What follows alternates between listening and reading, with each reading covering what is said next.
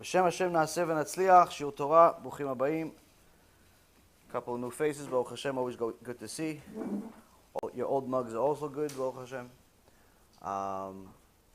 Today, for anyone who doesn't know, there was a fast. It was actually one of the easier fasts of the year because you only have to fast from the morning. What am I forgetting? I'm forgetting the refuah. Oh, refuah shlema. Today will also be for refuah shlema for Doris bat Joram, David ben Esriya, Levana bat Sarah, Chaim ben Sarah, Sarah bat Levana, and all of Klal Yisrael B'ezrat Hashem will have refuah shlema, refuat nefesh, refuat guf. So anyway, so today was a fast, relatively easy fast. Thank you. Relatively easy fast for anyone that actually wants to get themselves into a better situation with a Kadosh Baruch Hu. Anyone who doesn't, it's a very easy fast to ignore and accidentally on purpose forget.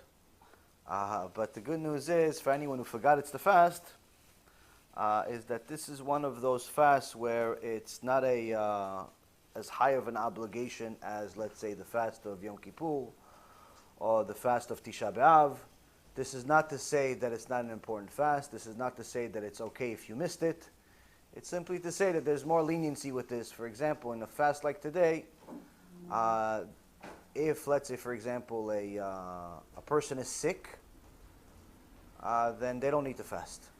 Whereas if a person is sick on Tisha B'Av or Yom Kippur, they have to fast anyway, unless they're critically sick and things like that. But the point is that this is one of those lighter fasts.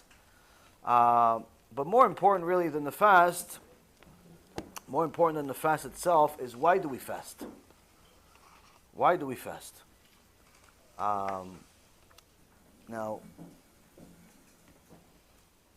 right now, there is news that is causing a lot of people to have higher blood pressure. A lot of people are stressed out. I got at least a few text messages just in the last few minutes I was looking at from people asking me if Gog Magog officially started. Like I'm the official, that's it, I'm the kashrut of Gog. What do I know? But why? Because Iran, Yimach Shimam v'Zichram, just was confirmed that they launched a bunch of missiles against U.S. bases in Iraq. And this is obviously a unofficial declaration of war. I say unofficial because it's unofficial. What's official? Official if they start throwing some chemical weapons. Official if they start showing up with airplanes. That's official. 30 missiles is like terrorism. It's like everyday life in Israel almost sometimes. So it's not such a big deal. Also, I highly doubt that those missiles are ever going to reach their destination. Number one, because the U.S. is not exactly sitting ducks, just sitting there waiting to get hit. They also have weapons. You shoot, they shoot. Sometimes they shoot just in case they thought you're going to shoot. The other reason is, personally, I don't really think that Iran is as powerful as Iran thinks they are. It's been a while since they went to war. So their weapons I don't necessarily think are as up-to-date as they would think they are. But either way, that doesn't really make that much of a difference. I'm not a war critic, nor do I care about it. But the reason why I mention it is because I know it causes some of you to be very nervous. I wish that some of my shurim would make people as nervous as 30 missiles that are in a far, far away land. Why? Because in reality, these 30 missiles are not going to affect a single one of you. Not the ones that are watching here, not the ones that are watching at home. But what I say in the shul for sure is going to affect you. Why? Because the second you hear it, it's in your neshama, that's it, finish. You can never say, oh, I never heard it. I never heard this before. I never heard I'm not allowed to drive on Shabbat.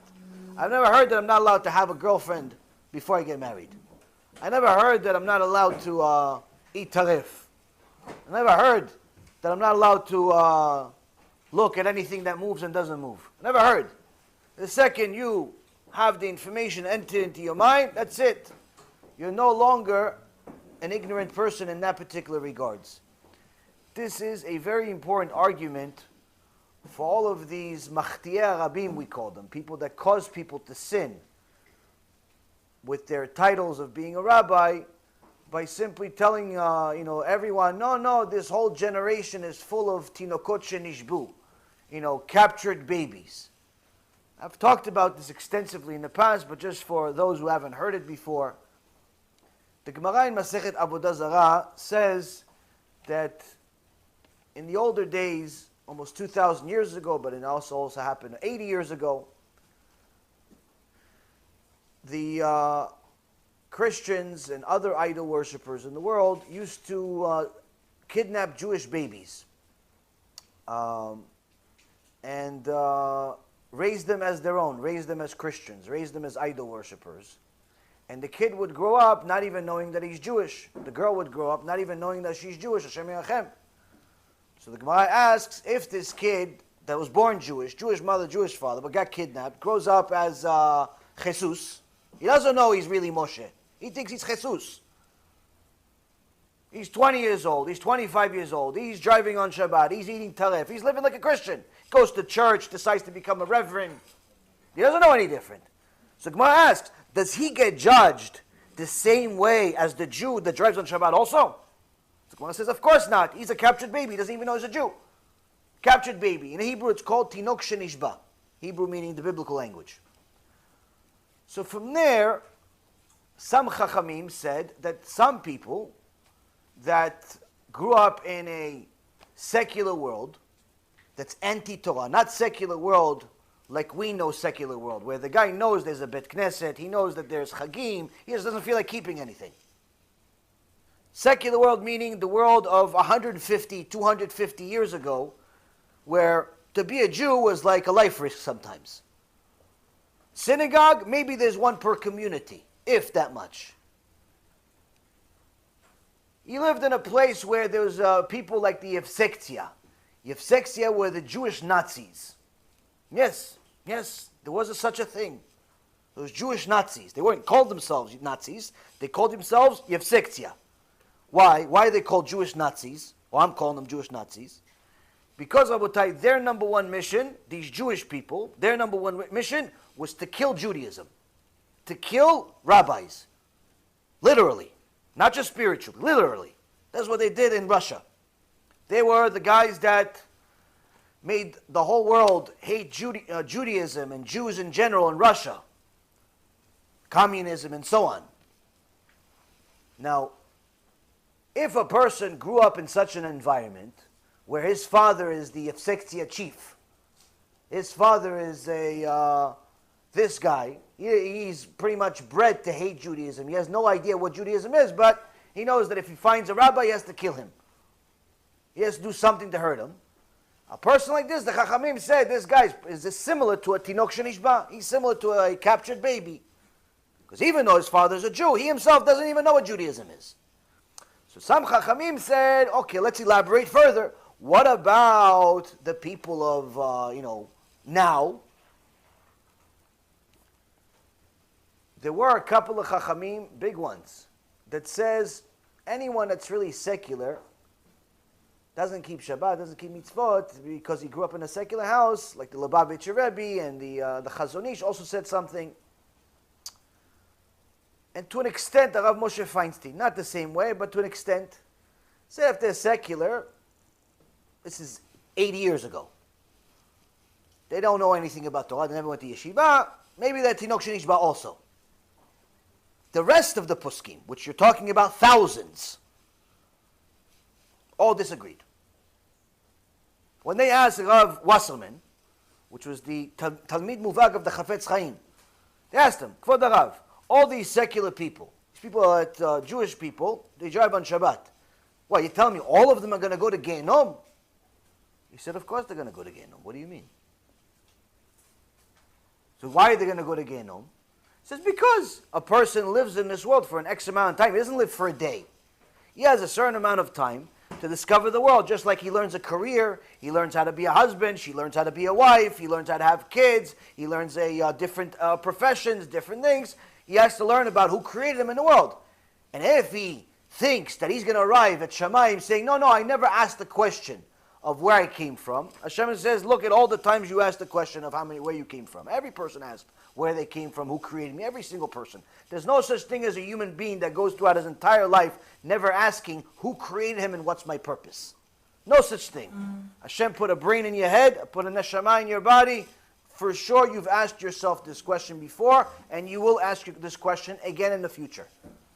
So Rav Wasserman says this person cannot say, oh, I was roaming in the desert by myself, trying to survive, and all of a sudden I saw a big castle, big palace. I walked in, and I saw that everything is brand new. There's a bunch of food and jewels and all types of great things, but there's no people, so I started grabbing whatever I could. And then the guard, I didn't see him, but he caught me. He said, you're under arrest. I said, well, I didn't know it belongs to anyone. I said, okay, you tell that to the judge. I came in front of the judge, and the judge said to me, no, what do you plead? He said, I plead innocent. Why you plead innocent? This is the example, the analogy Rav Wasserman said 80 years ago. He said, why do you plead innocent? He said, I plead innocent because I didn't know that the castle was owned by anyone. So the judge says, I'm going to punish you double now. One is for the crime. You stole. You took stuff that doesn't belong to you. Two is for the stupidity. Thinking that fresh fruit came from nothing. That fresh steak came from nothing. The jewels, no one owns them. A castle, a whole palace, nobody's the Baal Habayit. No one's the owner of this. The stupidity deserves a second punishment. Rav Wasserman says this is exactly HaKadosh Baruch Hu. He is going to judge every single person. You could claim that you didn't get the education and you didn't go to yeshiva and your father ate taref and your mother went to this one. It doesn't make a difference. Why? You lived in the world. And this again, Rabotai Yekarim, this is 80 years ago, pre-internet, pre-TV, pre-everything. And then he already said, and many, many others said, there's no such thing as a Tinok Shenishba. There was a few that said. But now, what about today? There's zero people that are out, like real poskim. I'm not talking about fake rabbis. Fake rabbis you could buy at every toy store. I'm talking about real poskim. Gdolei Ador, zero in the world that say that your average secular Jew is a Tinok Shenishba. Why? Every Jew that knows he's a Jew knows that means something. Why? The world reminded you 1.5 million times, whether it's the Holocaust, or it's anti-Semitism every other day, or it's the Jewish people you see on TV being highlighted or being frowned upon, and so on and so forth, in a synagogue in your neighborhood, and the different languages that you see in your books sometimes, and so on and so forth. Every Jew knows that Judaism is a class of its own. You can no longer claim, oh, I didn't know. I didn't know. Well, you didn't know how to make money, but you found out how. You didn't know how to make yourself into a husband, but you found out how. You didn't know how to get dressed, but you found out how. You didn't know how to eat right, but you found out how. How come you found out everything else except the purpose of life?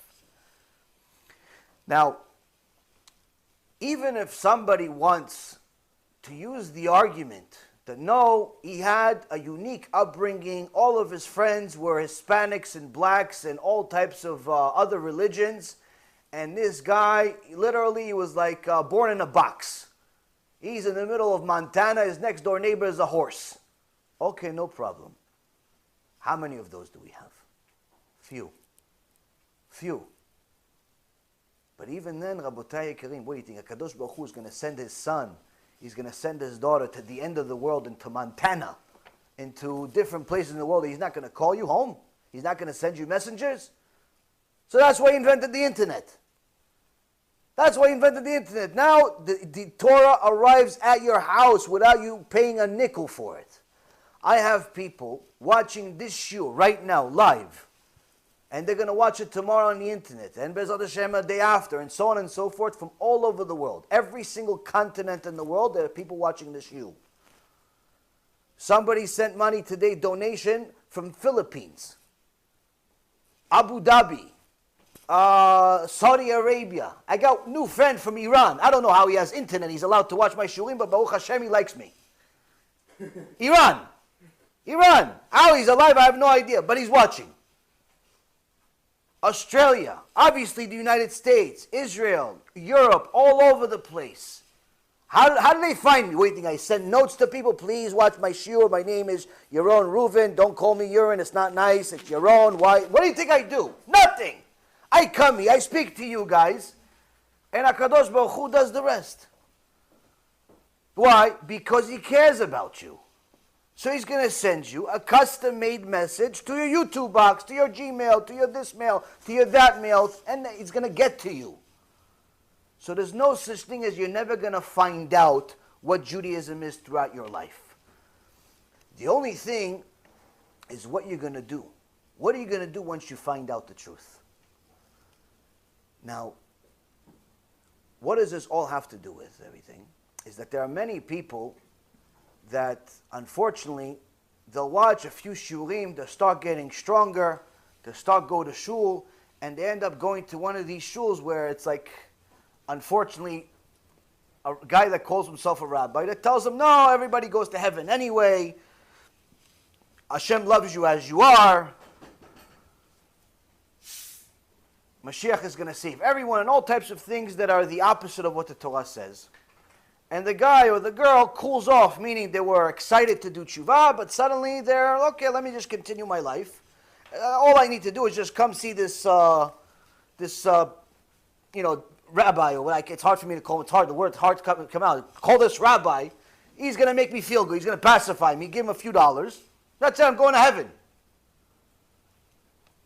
Now, days like today, Rabotai, we commemorate these days to remind ourselves that this is all fake. Why? Because everything that is and everything that will be already happened in the past. The Holocaust that we're afraid of already happened several times. Today we fast as a commemoration of when Nebuchadnezzar, the king of Babel, the strongest king that's lived in the last couple of thousand years, 2,500 years, and according to the prophet Daniel, he will be the strongest king until Mashiach. That was a promise that HaKadosh Baruch Hu gave Nebuchadnezzar. And we fast today because today is when he pretty much started his attack. Today is the day that he shot the first 30 missiles. He didn't destroy anything yet, but today shots were fired. Now, anyone that knows the story knows that it didn't end too well for us. So many of our ancestors, which in reality is us, by the way, got murdered in cold blood. It literally created a river of blood from city to city. But not a river like a puddle. A river like the one that reaches the stomach of a horse, the Gemara says. That's how many Jews died. They made walls of bodies. And this was 2,500 years ago. And guess what? It happened again 2,000 years ago. And it happened again 1,000 years ago. And it happened again 500 years ago. And it happened again 70 years ago. Why does it keep happening to us? Because we keep pretending with Tinok Shenishba. So the Chachamim are trying to tell us, listen, you want to be Tinok Shenishba, you don't want to be Tinok Shenishba, don't worry. Let's just give you the once and for all bottom line. Whether you got a secular education or you learned at one of these rotten yeshivas that teaches you kfirah, like this one place in New York that I know, or you learned in a good one, it doesn't make a difference. If you see a captured baby, and you know this is a captured baby, why are you leaving him captured? If you are the captured baby, why are you keeping yourself captured? Free yourself. You have an opportunity. Get yourself out of this mess. Why are you forcing yourself to stay captured? Why are you forcing yourself to stay ignorant? Are you really going to put everything on the line and bet everything on the fact that, what? You don't have to do any mitzvah because you had a, unusual upbringing? There's millions of you. I was like that too. And that's why, Rabotai, Shlomo HaMelech tells us in Sefer Mishleh one of the most important lessons that a person needs to know. Ozen shomat tochachat chaim. That a ear that hears the rebuke of life. What does it mean, the ear that hears? It says there's going to be rebuke in your life. Your wife sometimes going to say something she doesn't like about you. Your husband is sometimes going to say something he doesn't like about you. Your customers are going to say something they don't like about you. Your teacher's going to say something they don't like about you. All types of people are going to tell you stuff they don't like that you did. You want to have chaim? You want to have life? Start listening. You have an ozen. Start paying attention. Are they right? Or are you right? Now, I'm not trying to give you the American motto, the customer is always right. Customer is often wrong, but not always. The wife is often wrong, but not always. Husband is always wrong, but not always. Yeah, you got to let him win once in a while, or else he's going to feel retarded. Got to let him win. He's wrong all the time, but once in a while you got to let him win. Just go. You're going to get depressed on you. Always wrong. Misken. But the reality is, Rabotai, it's not always. Which means we have to listen to the rebuke from the customer, to the rebuke from the wife, to the rebuke from the teacher, to the rebuke from the kid. You got to listen. You got to ask yourself, are they right? Are they right? Why? If you cannot listen and evaluate and reflect, then you will never have chaim. The Klosenberger Rebbe, one of the most amazing human beings that's ever lived. All 10 of his kids, or 11 of his kids, including his wife, were bloodily murdered in the Holocaust. That didn't stop him from becoming one of the Gdolei Hador. That didn't stop him from restarting. That actually didn't stop him for a second from rebuilding Judaism. They say that if Rav Kotler was one of the builders of American Judaism, but the Klosenberger Rebbe, they say he put the neshama in there.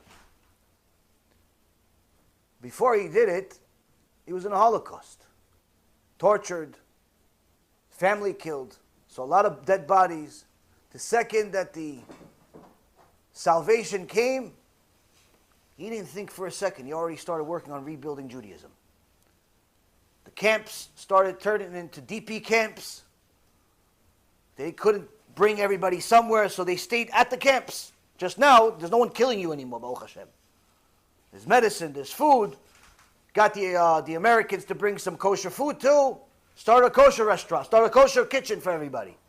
Got a few of them to get tefillin. Everybody started putting on tefillin. Started giving shiurim in the camps. Before you know it, started rebuilding Judaism. Opened a yeshiva, and then another yeshiva. Then a Bet Yaakov for girls. All of these girls, their parents are dead. Who became their father? The Klosenberger Rebbe. The Klosenberger Rebbe became the father of hundreds and hundreds of young girls that their parents died.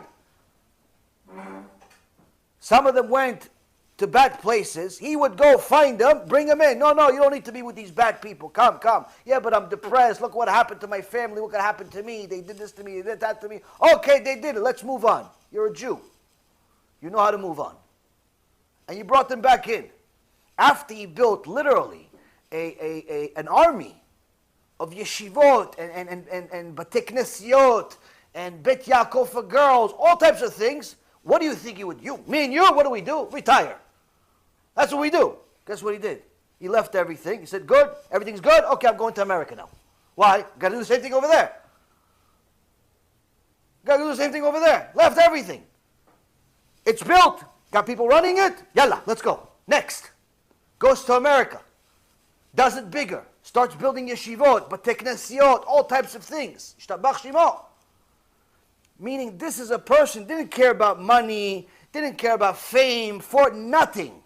You hear his prayer that I put on one of my shiurim from, I think, last week or 2 weeks ago. You hear him pray regular mincha, you start crying. Why? Because you realize how far you are from what this tzaddik is.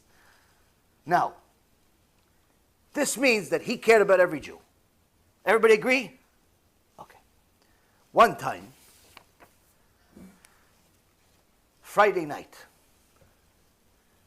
they start singing Lecha Dodi, like is customarily sung in all Jewish synagogues for the most part that I know of. All traditions sing this song. It's a very famous and old song. Maybe there's different tunes between the Ashkenazim and the Sfaradim and this one and that one, but generally speaking, it's a well-known song that everybody has their own tune to this very famous song. And this is like, for some people, this is like their highlight of their Friday night. They love this song.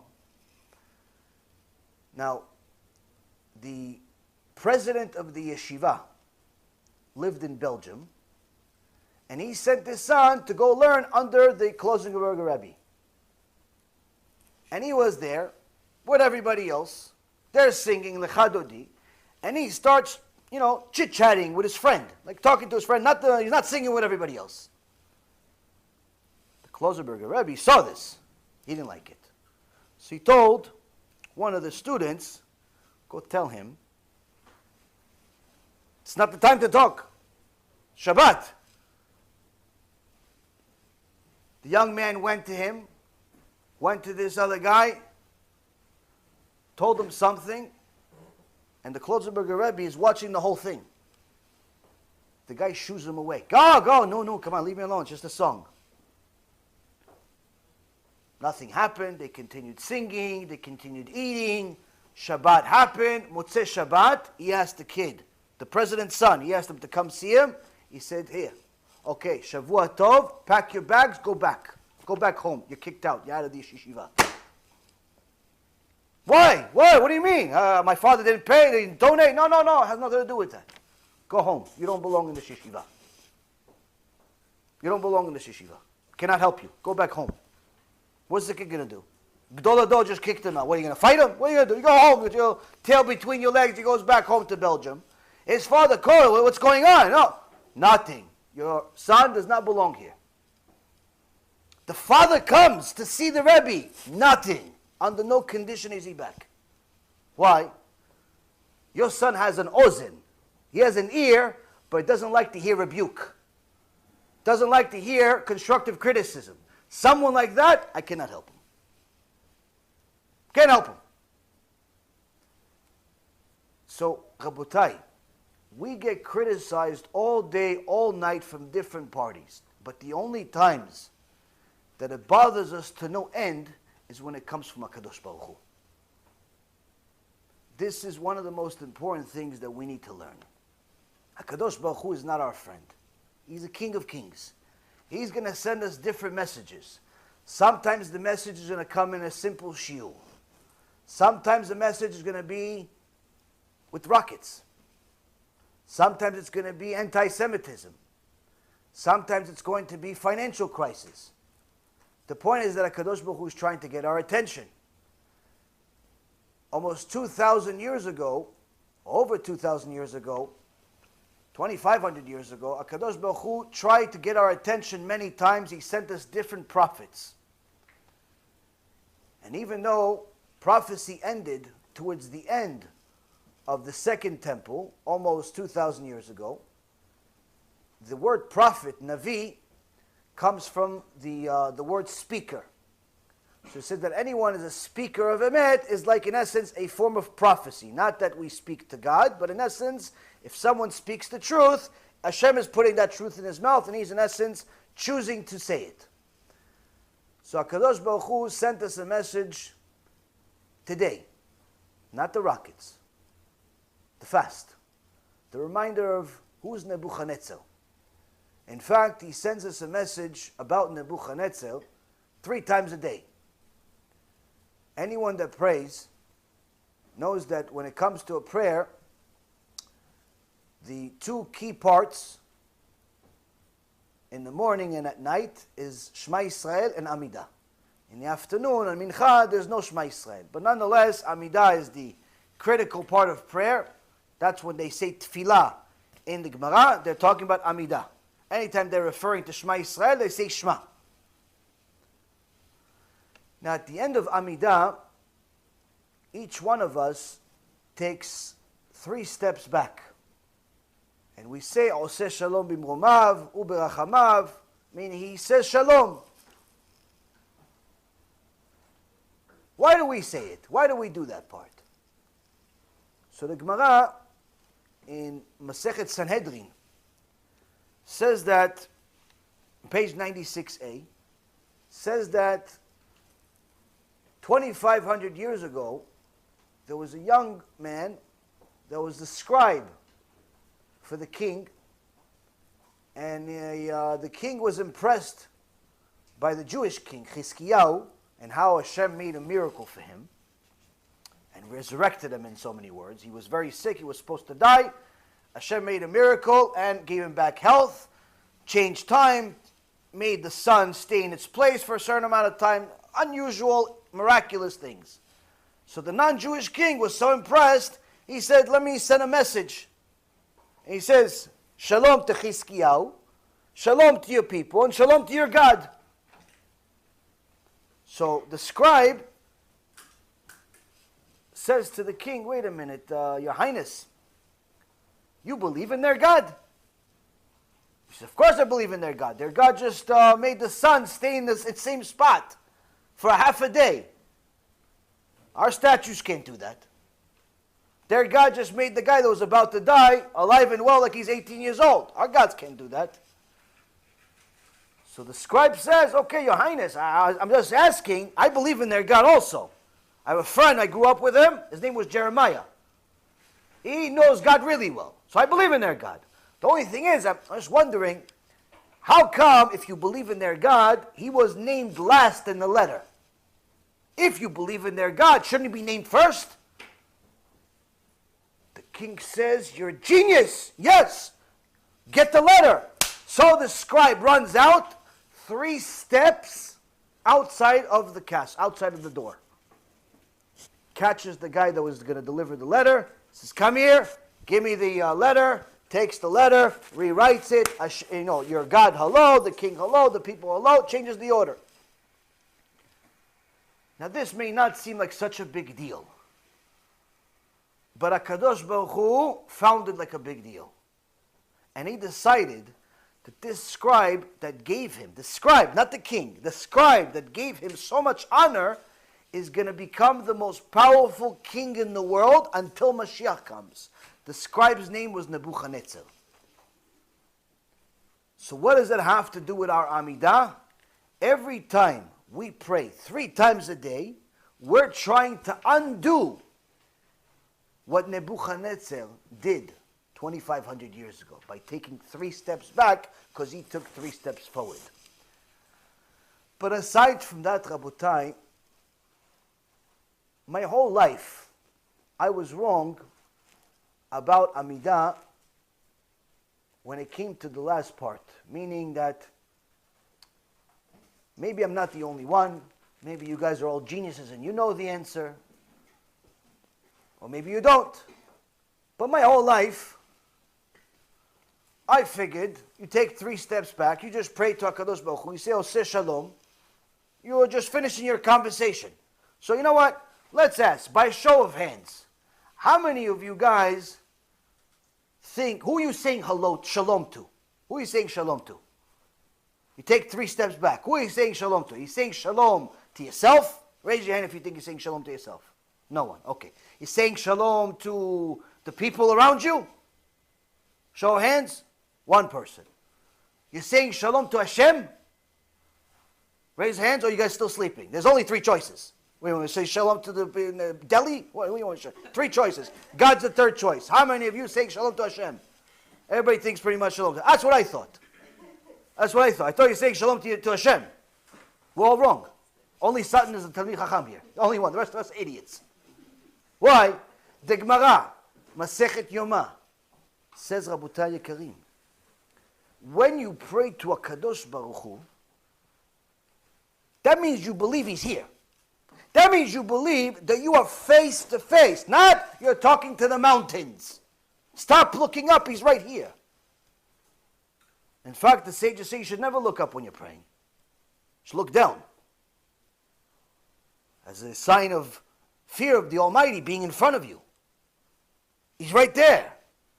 If you believe that he's right there, now at the end of the conversation, at the end of the plea, at the end of this whole meeting that you just had with him, what are you going to show? You got to show respect. When you walk away from a Sefer Torah, what do? You take 3 steps back. When you walk away from the Bet HaMikdash, what do? The Kohanim? 3 steps back. When you walk away from the king, what do? 3 steps back. Now, how do you signify that you understand that now there's enough separation between you and where you were? By saying shalom to the people around you. I am no longer next to the Almighty. I'm next to the regular commoners. I'm no longer in the heavens with HaKadosh Baruch Hu. I'm next to you people. Or say shalom, he's saying shalom to you, Steve. Shalom to you, Dave. Shalom to you. HaKadosh Baruch Hu, my meeting with him is finished. Rabotai, we've been focusing sometimes on doing prayers without even knowing why we're doing everything that we're doing. And it's important to know these things. They're little, but they have a lot of meaning. They're little, but they take your prayer to a whole different meaning. Because what happens is, if you pray 3 times a day, things become robotic. You forget why you're even praying. In the middle of Amidah, you're thinking about Birkat HaMazon because you're so hungry. In the middle of Amidah, you're thinking about your business. You're hoping that the prayer is going to help your business, is going to help you this, is going to help you that. You're forgetting who you're praying to. So these little notes are going to help you pray. That's what HaKadosh Baruch Hu wanted to remind us today. Today is a special day because today Nebuchadnezzar won. When we get closer to HaKadosh Baruch Hu, we start winning. Now, the Ramban, Alav Shalom, wrote us a letter 800 years ago, and he gave us a letter of instructions of how to win one of the most critical battles that a human being has in his life, which is to overcome his bad traits. The Gaon Mivilna says, almost 200 years ago, if a person comes to this world and does not overcome his bad traits, then there's no purpose for his life. Meaning, if a person comes to this world and he puts on tefillin, and she puts on kisui rosh, and he's modest, and she's modest, and he keeps Shabbat, and she keeps Shabbat, and they eat kosher together, and they have kids at the best yeshivot. Mitzvot, they're good. The sukkah, meuderet. The lulav, $400. The etrog, $1,000. Best etrog in town. But every single time somebody comes with tzedakah, they give him an attitude. Every single time somebody says to them, listen, I think maybe you're wrong about this halakha, they start eating them up. Who are you to tell me I'm wrong?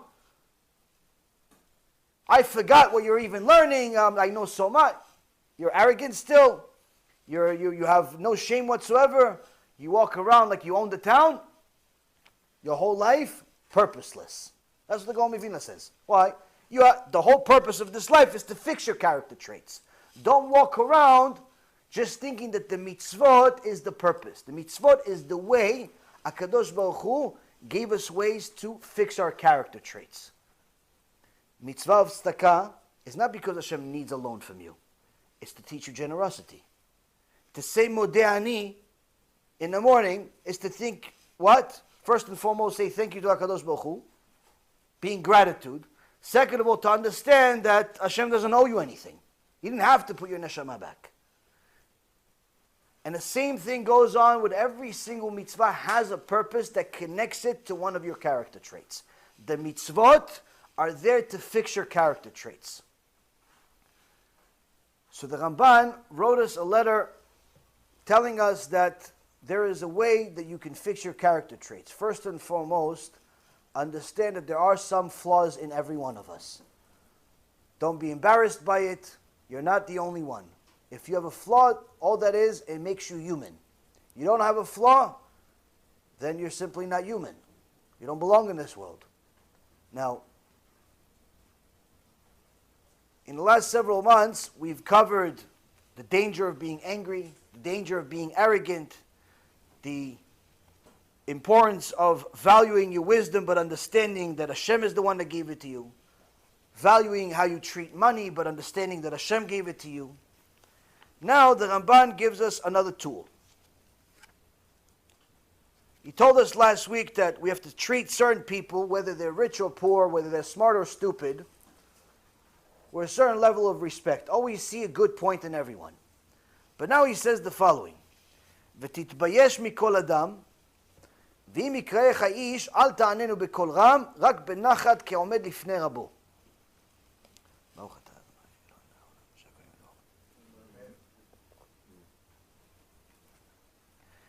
The Ramban says, act with, titbayesh really means shame, shamefacedness. But some translate it to the word restraint. Busha means shame. Act with shame in the company of others. And if one should call out to you, don't answer with a loud voice, but respond gently in low tones, just as you would if you were standing before your rabbi. Your rabbi, your mentor, Rabbi. So here we see that first and foremost, the Ramban says, you want to go to Gan Eden, you have to have some shame. Where did the Ramban get this from? The Mishnah, foundation of our oral Torah, Masechet Avot, chapter 5, Mishnah number 24. Yehuda ben Tema says, Az panim legenom uboshet panim legan Eden. We actually say this in our prayer every day in the morning. Someone that's arrogant, someone that's a brazen-faced, goes to Gehenom for sure. There's no like, oh, maybe, no. Someone that's arrogant, walks around like he owns the town. She walks around like everybody works for her. Starts yelling at people what to do, how to do, all this stuff. For sure you're going to Gehenom. Has nothing to do with me. I didn't make the rules. This is Mishnah outright. This is what it says. But someone that's shamefaced, he has a very high chance of going to Gan Eden. Why? Because this already shows you understand the magnitude of doing something wrong. If you understand the magnitude of doing something wrong, that means that if somebody's going to come to you and tell you you're doing something wrong, there's a higher likelihood that you'll change. Whereas if you're arrogant, if you're an arrogant person, if you don't care what anybody else thinks, guess what? That automatically makes you a person that doesn't want to listen to anyone. Don't tell me what to do. You mind your own business. You do you. I'll do me. You live your life. I'll live my life. All those expressions people make into their first language. HaKadosh Baruch Hu says that kind of attitude, Gehenom. Now, the Chovot HaLevavot, one of the most critical Musar books ever written, in Sha'ar Gimel, the third Sha'ar, he writes the following. A person must be shy in front of any person, meaning have some shame, have some restraint in front of any person. Doesn't matter if it's your father, it's your mother, it's a neighbor, it's someone you like, someone you don't like.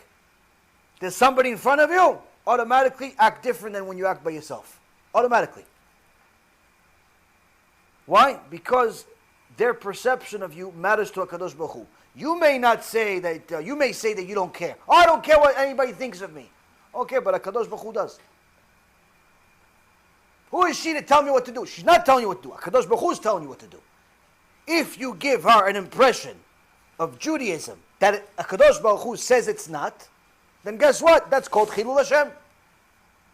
There was a video that came out a few days ago that a bunch of black people were interviewed in New York, and they were asking them, listen, how come anti-Semitism has increased so much in New York? What? Almost every guy and every girl says, yeah, because these Jews, they don't treat us right. They own all these buildings, and they increase the price on us, and they're not giving back into the community, and they're making our life tough, and so on and so forth. Now, even though that's not 100% true, not all the buildings are owned by Jews, number one. Number two, there's no monopoly on owning buildings. You want to own a building, go buy one. So it's not like, oh, I only sell to Jews market. It's the stupidest thing in the world. But there is some right in what they're complaining about. If you were a good landlord that owned the building, you would do something to help the community. You would do something to help your tenants. You would do something so they don't hate you. Not because it's good for business. It's good for Olam Haba. It's good for the recognition of HaKadosh Baruch Hu. If all of your tenants are complaining that your building is infested with rats and you leave it as is, guess what? That's a sin from the Torah. That's countless sins from the Torah. If all of your tenants are complaining about your building being pretty much asbestos infested and you don't do anything about it, guess what? That's a sin from the Torah.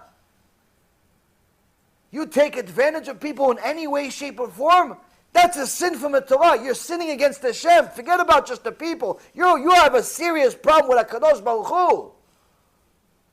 So guess what? These people that are complaining, whether they're directly affected or not affected, HaKadosh Baruch Hu put the message in their mouth and He wants you to know it. Apparently we're doing enough wrong that HaKadosh Baruch Hu is getting the Goyim to tell us about it. Why? Because we didn't want to listen to Hashem. So He said, okay, I'll send the Goyim to give you a message. This, Rabotai, is absurd. Why? Because many times the non-Jews cannot tell the difference between a good Jew and a bad Jew, a religious Jew and a non-religious Jew. Why? Because in essence they look at everything as being the same. If someone looks religious, they think he's religious.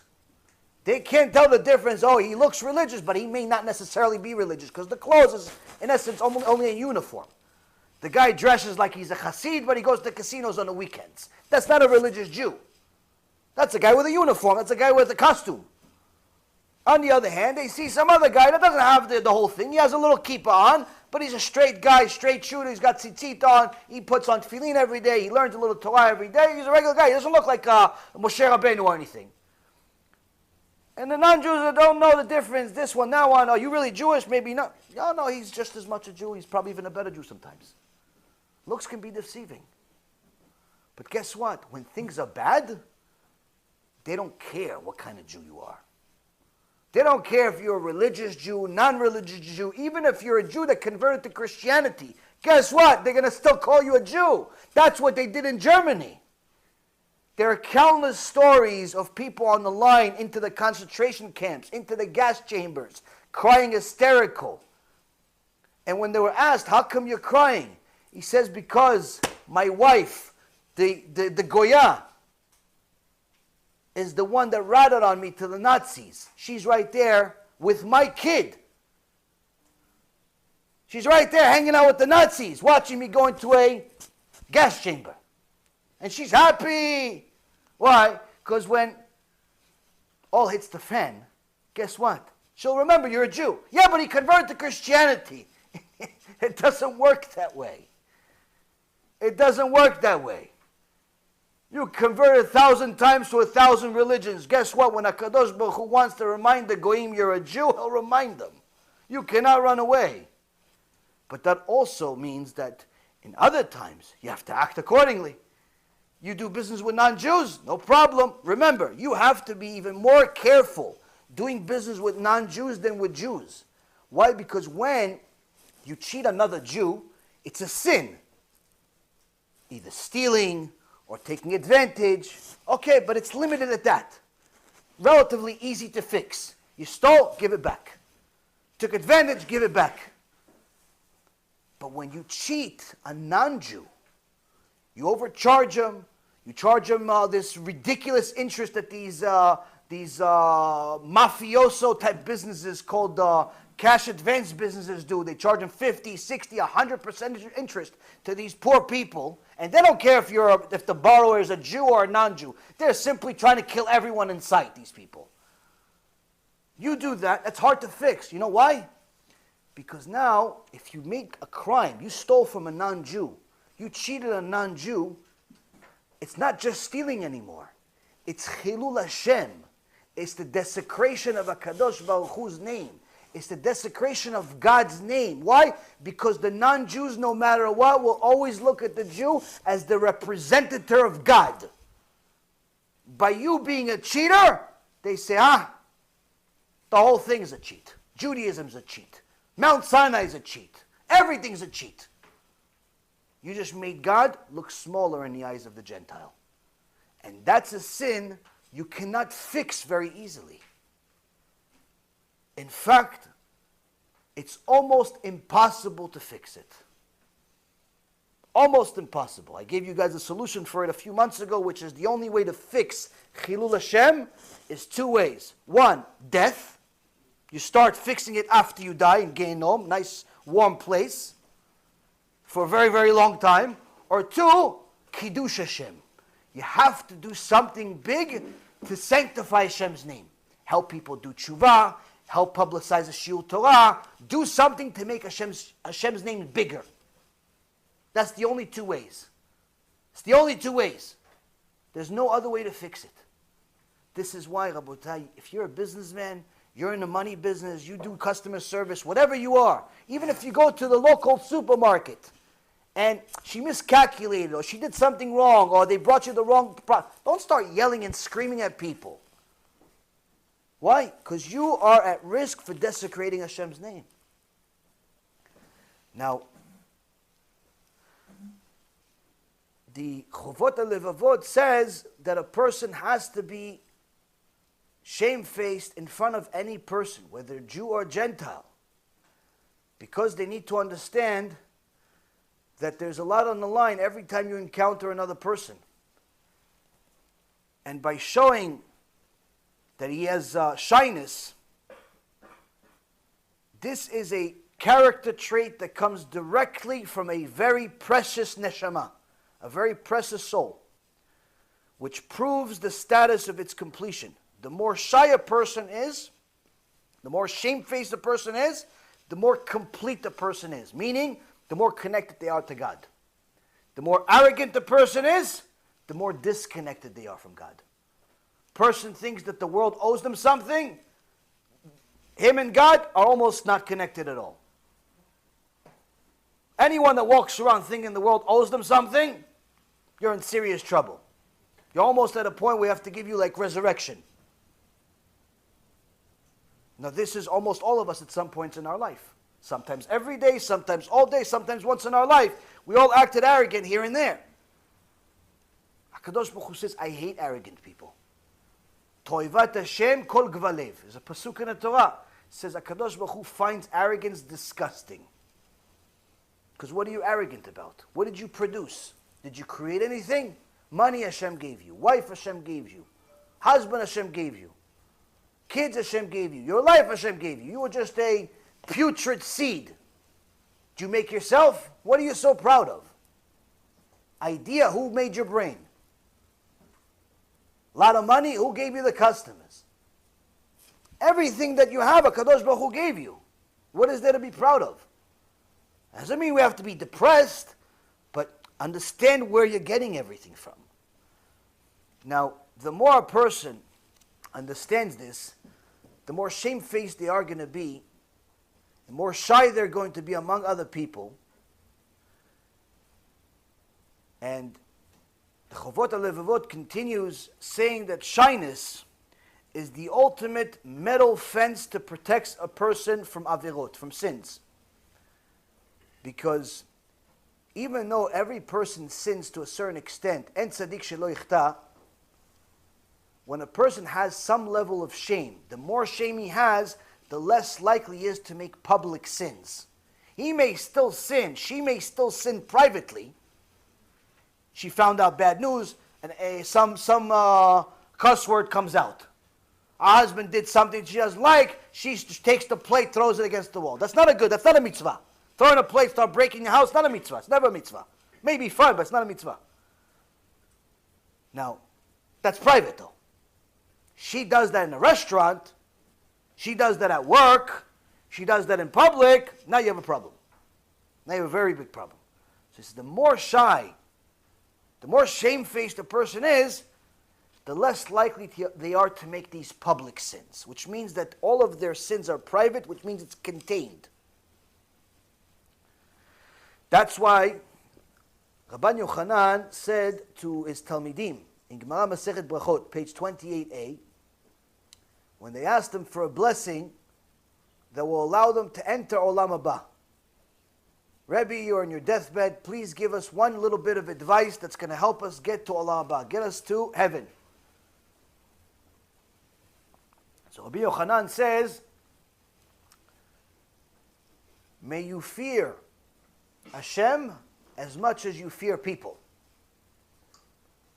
So they said, Kvod Harav, this sounds like a curse, not a blessing. Are we supposed to fear Hashem even more than people?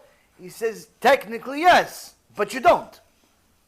Why? Kadosh Baruch Hu said not to do 1.5 million different things. You still do it. But if you see a cop, automatically you're scared. Without the cop even saying anything to you. He is not even looking at you. You just saw that you're driving on I-95, and you saw that, like a quarter mile ahead of you, 200 feet away from you, whatever it is, you see there's a cop car with it. Automatically, all of a sudden, you're like the best kosher driver in the world. 40 miles an hour on I-60. 2 hands on the wheel.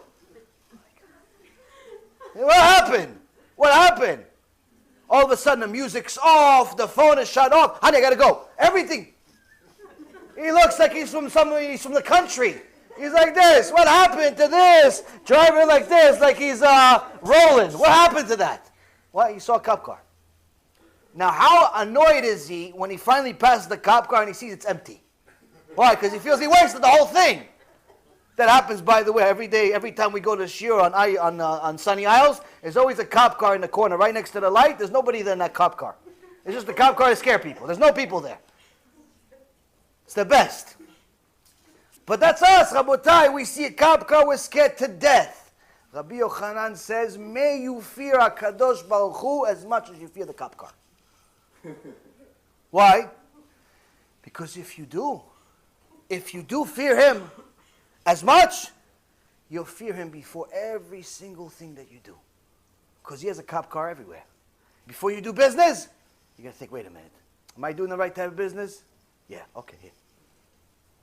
Before you get married, am I marrying the right person? Is she a kosher girl? Is he a kosher guy? Or he just cares about this, she cares about that. She wants to keep Shabbat, she wants to keep family purity. Or she's like, no, we'll grow together. We'll go together. We'll see what happens. Well, we'll see what happens.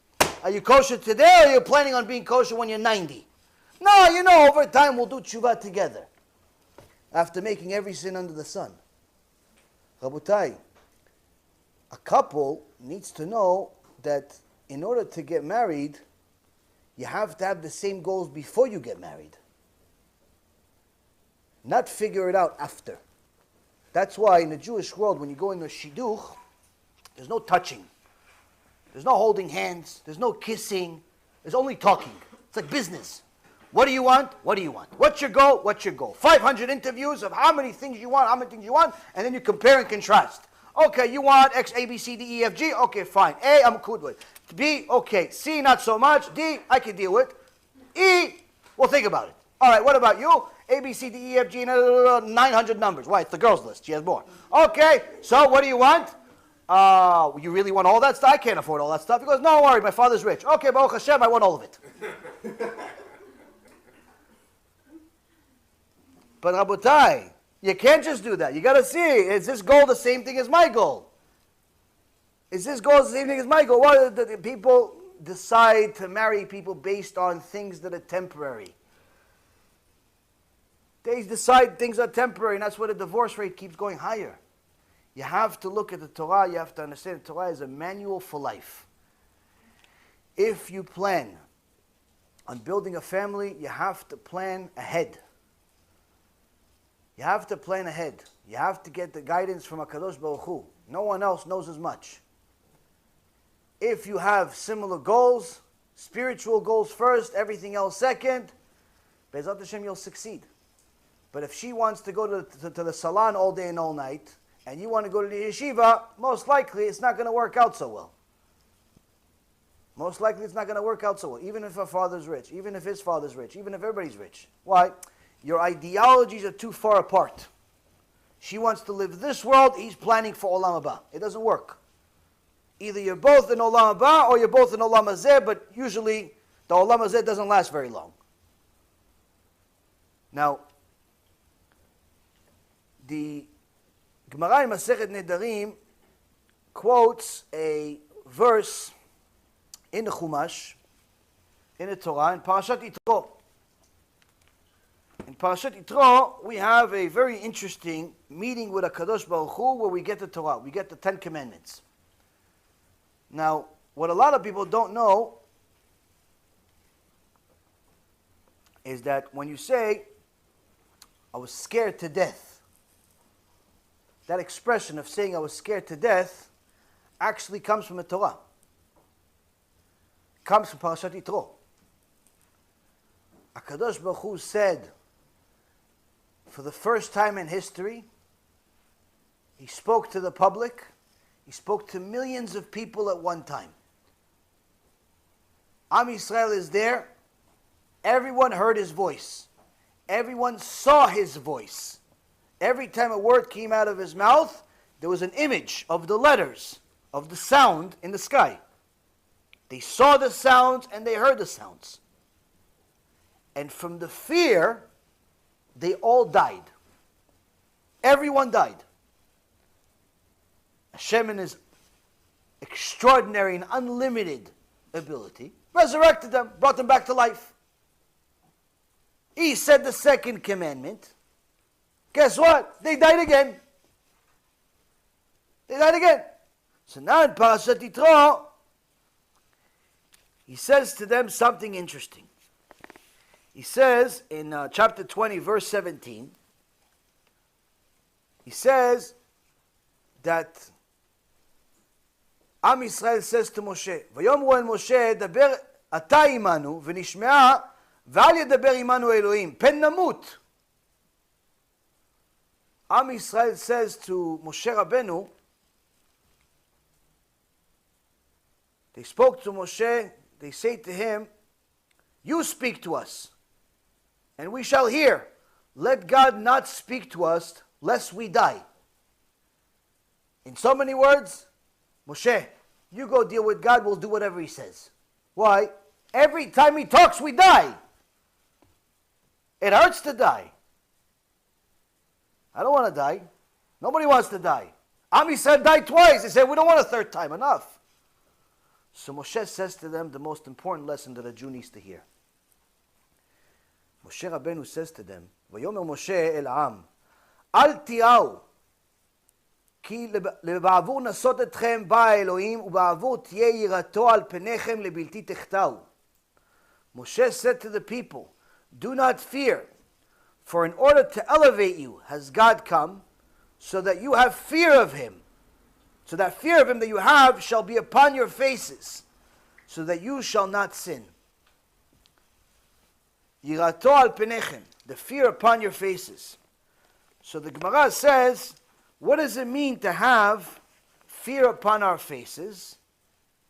And it says fear upon our faces is busha, is having shame. You have to have shame in order to avoid sin. From there we learn that busha, that having shame, is a good sign on a person's character trait.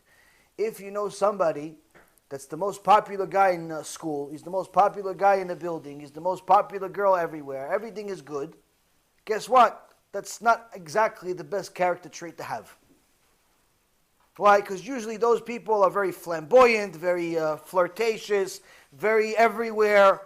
It's not exactly the best thing. Even though people think it's the best, HaKadosh Baruch Hu disagrees. What did he say? He says, I actually prefer the exact opposite. The one that's shy, to himself. Not he's antisocial, but he's shy, he's to himself. He's just, she's just, before she does anything, she thinks about it twice. She's not looking to be friends with every girl. She's not looking to be friends with every guy. She has one friend. She has her parents. She has her kids. That's it. Simple life. She's not looking to be at every single party, every single bar mitzvah, every single wedding, invites to everything. No, she's not. She wants simple life. Take care of her husband. Take care of her kids. Shtabach shimo. That's it. Enough. That's what you want to be. Why? Because that kind of attitude, that busha, that shyness, that embarrassment, is going to lead you to have yirat hachet. That's what HaKadosh Baruch Hu says. He says that bushat panim, that's going to lead you to not sin. Now, Rabbi Meir Baal HaNes says, anyone who's shameless once, meaning he lost his shame for a moment, for sure he's going to sin. Anytime we don't have no shame, for sure we're going to sin. But he even elaborates and he says, anyone who's simply not shameful, he's shameless all the time, there is no way that his ancestors were at Mount Sinai. You should question his Judaism. Why? Because Rabotai Karim, shame is one of the things that we took in our blood system, in our DNA as a people. It's hereditary. It's supposed to be in you. So now you're going to say, so what are you saying, that most Jews today are not Jews? No, that's not what I'm saying. What I'm saying is that something went wrong. Something went wrong along the way. And the Ramban writes, and also the Rambam writes, and I went over this in my shiur about kosher intimacy. Any couple that wants to have a kosher life and beautiful kids and successful kids, but that are also kosher kids with holy neshamot, should watch that shiur. Why? Because it'll teach you that intimacy, when a husband is with his wife, when a wife is with her husband, is also supposed to be kosher.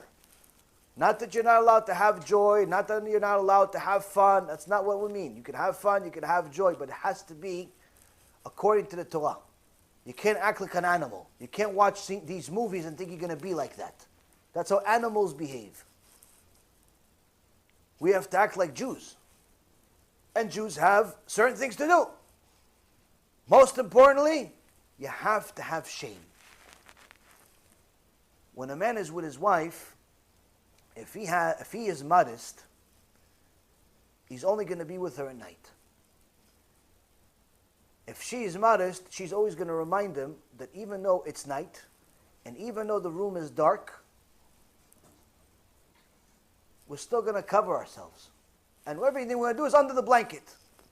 We're not like some stereotypical Nazi-type mentalities think that people do it through a sheet or something like that. That's not what Jews do. But nonetheless, under a sheet. Why is this so important? HaKadosh Baruch Hu can see you naked with or without the sheet. It's not for HaKadosh Baruch Hu, it's for you. That modesty is for you. It's a reminder for you that you're not an animal, that you don't go in the streets and do your business. And unfortunately, today we're so far away from it that you have rabbis and rebbitzins having their Facebook profile hugging and kissing their wives. Which the Shulchan Aruch says outright, you're not allowed to even show affection to your wife in public. Meaning we're so far away from what Torah says that many of the so-called leaders are not even following it themselves. How do you expect the people to do it? Well, here's the key. All of you can see that this generation is not exactly the best generation we've ever had. You look at young kids today, with all due respect to you young guys and young girls, you're not exactly the best of breed in the world.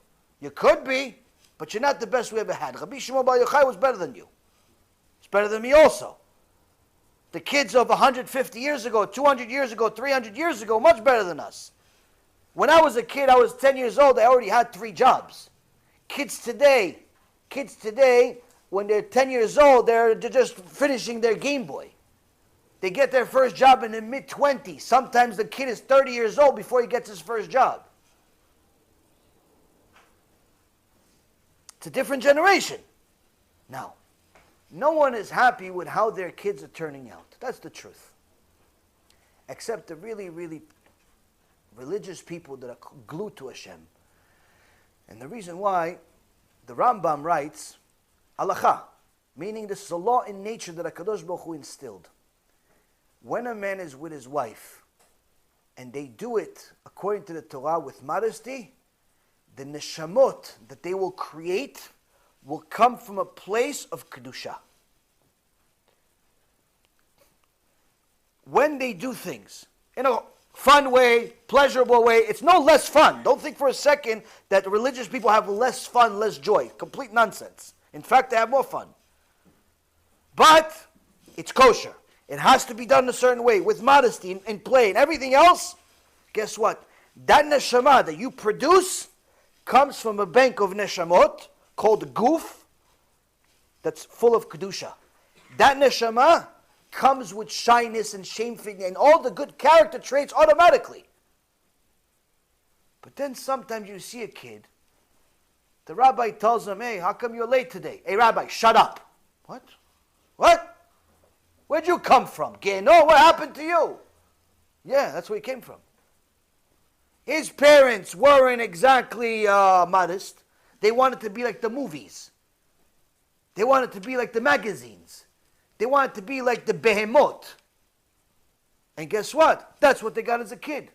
The neshama they produced came from a different place called tum'ah, impurity. Now, can that kid do tshuva, become a big tzaddik, big tzaddikah? Absolutely. But there's going to be a learning curve. It's going to be a lot more difficult. Why?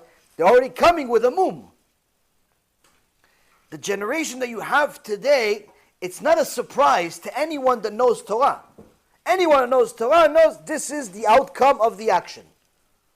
People, the less modest we are, the more problematic our kids. Because if you're not modest in the streets, you walk around with a miniskirt. You walk around with half your body showing to the average Joe. Everybody knows what you look like naked just simply by you walking around. Then what do you expect that girl to be modest when she's with a husband? She's not modest in the streets. The guy looks at every girl that moves. You think he's going to be modest at home? No chance in the world. And that's why the divorce rate increases and the kids get worse and worse. Because the neshamot we're producing are not exactly the ideal neshamot. Now, for any kid that was brought into this world, this shouldn't discourage you at all. Because we have a Mishnah in Avot that says the reward is based on the toil. Meaning, if it's more difficult for you to learn Torah than someone that was born into a different circumstance, if it's more difficult for you to overcome your anger than someone that was born into a different circumstance, if it's more difficult for you to overcome anything than someone that was born into a different circumstance, guess what? If you overcome it, you will reach a much higher place than those people that were born in a better circumstance. That's why the Gemara says, in a place that Baalei Tshuva stand, even tzaddikim gmurim can never reach. Person that was born into a good circumstance, good for him. He didn't have those tests, but he also can't reach that higher level. He can't reach that higher level. Why? He didn't have those tests. So you can't get a reward for something you didn't have a test for. You overcame it, you overcame your anger, you overcame your stinginess, you overcame your desires, you overcame your obsessions, you overcame your addictions. Chazak u'baruch. Fantastic. Just wait until you see Olam Haba. Now the Mesilat Yesharim, the Ramchal, Rabbi Moshe Luzzatto, says something out of this world. In his Mesilat Yesharim, I mean, every page, every paragraph, every line is a chidush. But he says some things that really should make every single human being want to be a Baal Tshuva. Like that's what we should aspire to be. Never ever consider yourself a frum person. You're never frum enough. You're never religious enough. Always be a Baal Tshuva every day. Why? He says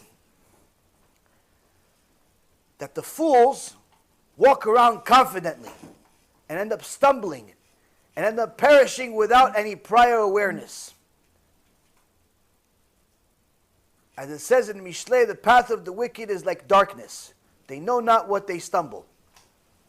He says a guy that walks around arrogant, thinking he's religious enough, she thinks she's religious enough because she looks a certain way, she has a mitpachat, she has a this, she has a that, her Shabbat table is $10,000, everything, it looks good from the outside. He says, that's a fool. Why? She thinks she's finished with tshuva. She thinks she's finished, she's done. He thinks he's done because he has a big kippah on, he thinks he's done. He thinks his beard could sweep the floor, he thinks he's done. He says, that's a fool. That's a fool, that's such a fool that he doesn't even know what he's doing. It's like he's walking in darkness. And he's going to fall so far that when he arrives in Shamayim at the Beit Din, he's going to have the surprise of his life. Why? Because he doesn't even realize that he's causing damage to himself. Because he has the Yetzirah parked in his heart, making him only do one thing, making him feel like he's doing enough. Whatever he's doing is enough. Now, Shlomo HaMelech says in Mishlei, in Proverbs 14:16, he says, the fool is filled with transgressions, yet he feels 100% secure. Who is he talking about? He's talking about everybody. He's talking about everybody that feels like they don't have to do anymore. You know how many mitzvot I do? You know how much tzedakah I give? As people tell me that all the time. You know how good I am? I said, no, you already told me. I can see it on you how good you are. You're so good. You're like glowing. They said Moshe Rabbeinu's face was light, your whole body's lighting. What do you mean how good you are? You think you're finished? You're still alive, Habibi. You're still alive. That means you have a long way to go. What else can I do? Apparently a lot. Apparently a lot. Why? Because if you didn't have a lot, you wouldn't be alive. Now, the Yetzirah tells him, you're okay. You're fine. You're religious enough. You did tshuva already. You're about tshuva 10 years already. Enough's enough. That's the mistake.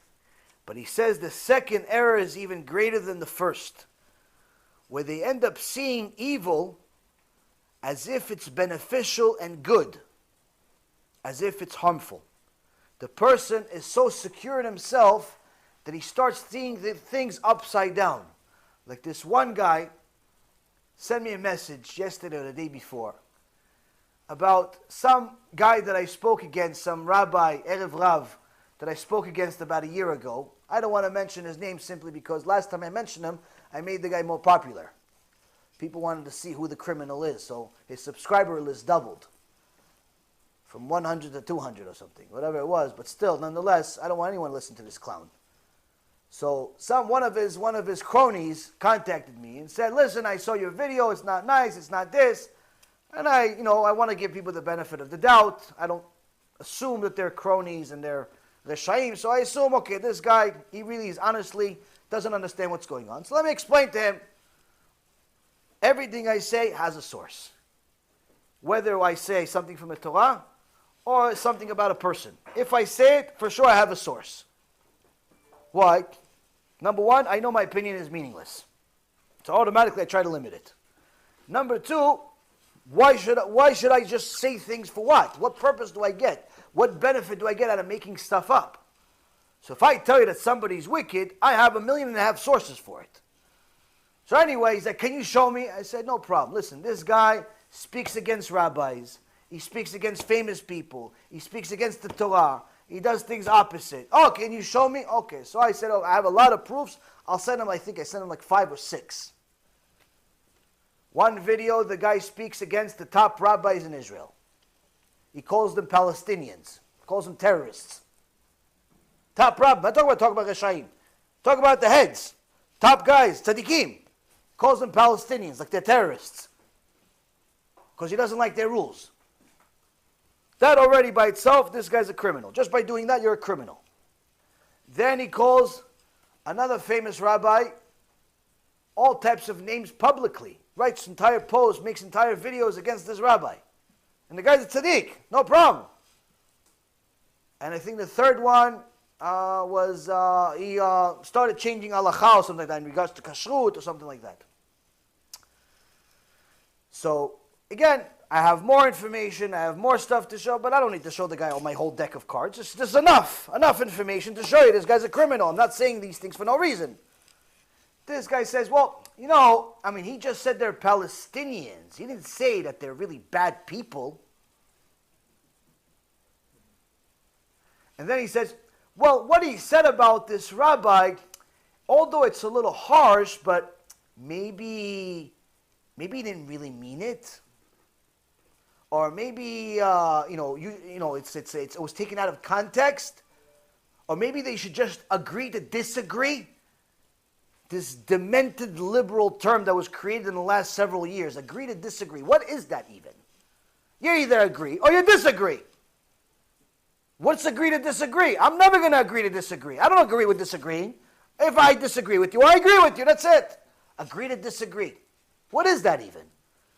So every single thing that I gave him, the guy dissected and literally manipulated the truth. It's like I just showed you pork and you called it cheese. Chalav Israel. That's what the Ramchal is saying. He's saying the Yetzer Hara succeeds with the religious people more than he does with the secular people. Gemara Masechet Sukkot. Secular people, once they live a secular life, Yetzer Hara doesn't even bother them most of the time. Why? They're doing it themselves. They're already addicted to girls. They're addicted to guys. They're addicted to tumah. They're addicted to drugs. They're addicted to everything else by themselves. Yetzer Hara doesn't have to do anything. So where does the Yetzer Hara have the most amount of work? Religious people. By making them feel they're religious enough. They're doing enough. And all of a sudden, their mentality changes to the extent where they start seeing the bad stuff as beneficial. He's defending a guy that goes against all of Gedolei Israel in the name of some unknown rabbi. But when that guy says something against them, oh no, that's not right. That's not right. Makes the evil look as if it's beneficial and the beneficial as if it's harmful. And not only do they lack the ability to see the truth and to perceive evil that's before them, they also think that they can find analytical proof and concrete evidence to draw from life to support their evil ideas and their deceitful opinions. This the Ramchal says in chapter 3 of his Mesilat Yesharim. Now, if that were not enough, the Ramchal says, what is this person like? This person is like a prisoner of his own crimes. Not falsely accused. He's a criminal. He put himself in jail. He's in spiritual jail. He's constantly making the crime worse and worse every single day. He says, so how am I going to learn how to get out of this hole? How do I learn how to get out of this place? The Ramchal says, the way you get out of this hole is go learn from someone that's a Baal Tshuva. Why? Because they have already left this prison and know the truth of these matters completely and are capable of advising others. Meaning the only way you're going to get out of the prison is by listening to someone that got out of it before you. Now, the truth is, this is a lot more difficult than it sounds. And the reason why is because to do tshuva, real tshuva, number one most important character trait is to be embarrassed. To be ashamed of your actions. If you're not ashamed, you're never going to change. If you're not embarrassed, you're never going to want to change. If you're not shy, if you don't have shame, you don't have embarrassment, guess what? You're never going to take anyone's advice because you're automatically going to think either they want something from you or you know better. It's not yours, it's theirs. And you're not going to want to hear it. And to do tshuva, you have to be all ears. You have to be a person that simply becomes a sponge of information. Okay, I have to do this, okay, I'm going to start doing it. I have to do this, I'm going to start doing it. This, whatever you know, you start doing. You can be skeptic, you can analyze, but until you verify, you keep doing. We don't wait to find out how the antibiotic works before we use it. If we're sick, we use it. Your life, it doesn't look so good, start doing tshuva. Start doing mitzvot. Don't wait until you understand the entire significance and why and who and what this mitzvah is for. Start doing it, find out later. Because if you wait to find out the meaning behind every single mitzvah, you're never going to get forward. Now, that requires a character trait that's very difficult for people, which is to be embarrassed of ourselves, embarrassed of our mistakes, admitting that we have been living a mistake. The older you are, the more difficult that is to do. That's why the people that are younger, even though they have big desires when it comes to immodesty, promiscuity, sexuality, and so on, young kids have much more than the older people. But yet, every time young guy, young girl watches our shiur about this issue, they start changing. 15, 16 years old, he's got hormones coming out of his ears. He watches that lecture, he starts changing. He may not stop immediately, but it affects him. It affects him in a big way. It affects her in a big way. The guy that's 40, 50, 60 years old can watch it 50 times, may not change at all. Even though he doesn't have as much hormones. Difference is he's used to a certain life. He has a certain ego already. He has a certain comfort level already. It's much harder for him to go in a different direction. Now,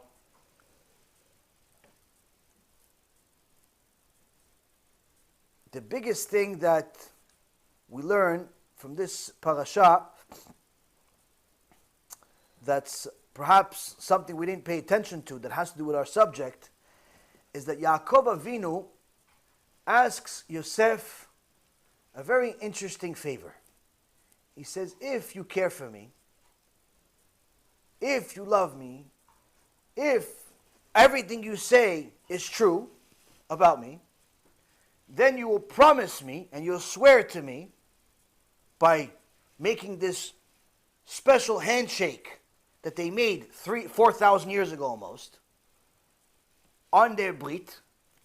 And he says, you're going to bury me with Avraham and Yitzchak, with Adam Arishon.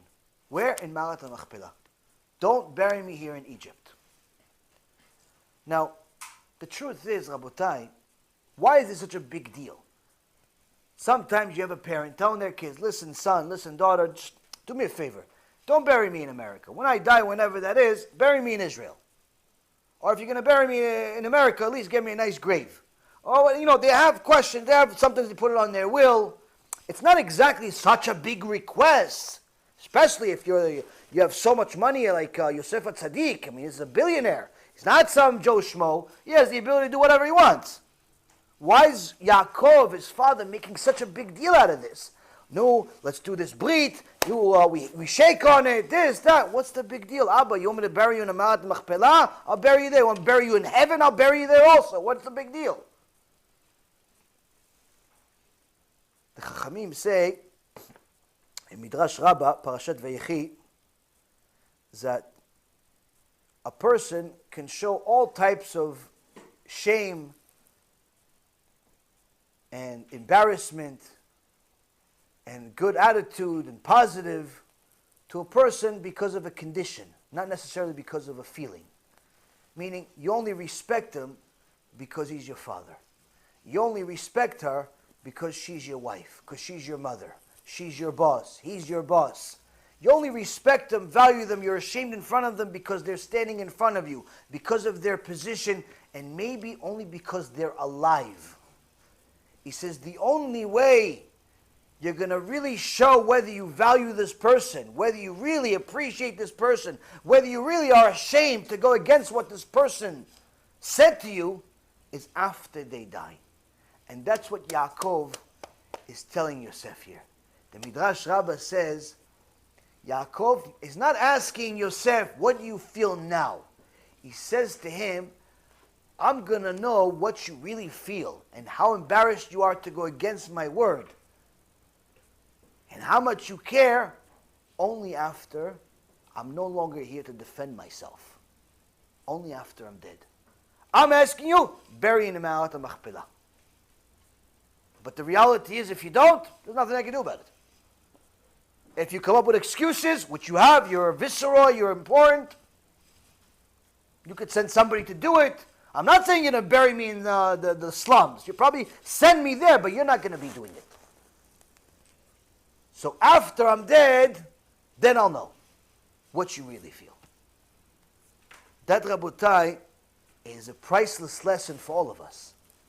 Because when you think about it, a lot of the things we do are because of circumstances, not because we really feel.